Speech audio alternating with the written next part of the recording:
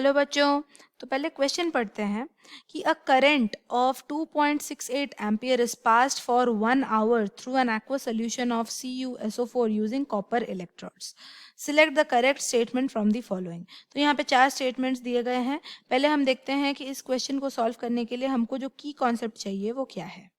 की कॉन्सेप्ट, तो यहाँ पे जो इस क्वेश्चन में की कॉन्सेप्ट यूज कर रहे हैं वो है फैराडेज फर्स्ट लॉ। और फैराडेज फर्स्ट लॉ ये कहता है कि the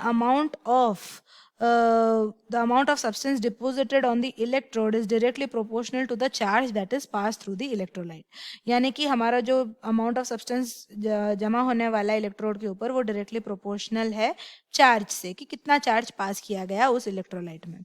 तो इसको हम ऐसे भी लिख सकते हैं कि W is equal to Z into I into T, क्योंकि Q is equal to I T होता है और प्रोपोर्शनलिटी साइन को रिमूव करने के लिए हमने Z लिखा। और जो Z होता है वो होता है इक्विवेलेंट वेट बाय 96500, यानी कि फराडे, है ना, फराडेज कांस्टेंट।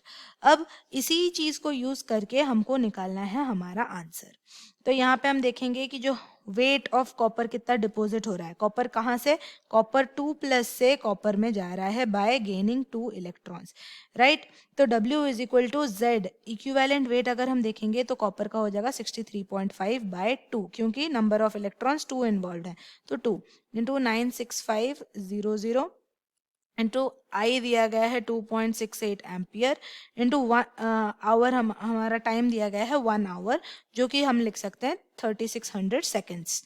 तो इसको हम कैलकुलेट करेंगे तो आंसर निकलेगा 3.174 ग्राम, 3.174 ग्राम, ये हमारा आंसर है। तो अब जो ये रिएक्शन हो रहा है इसमें क्या हो रहा है, रिडक्शन हो रहा है। अब रिडक्शन जो होता है वो हमेशा कैथोड पे होता है, यानी कि जो डिपॉजिट हो रहा है कॉपर वो कैथोड पे हो रहा है, यानी कि कैथोड का जो वेट है वो इंक्रीज होगा, राइट। कैथोड का जो वेट है वो इंक्रीज होगा। तो जितना ही मात्रा में कैथोड में वेट इंक्रीज होगा उतने ही मात्रा में एनोड में वेट डिक्रीज होगा।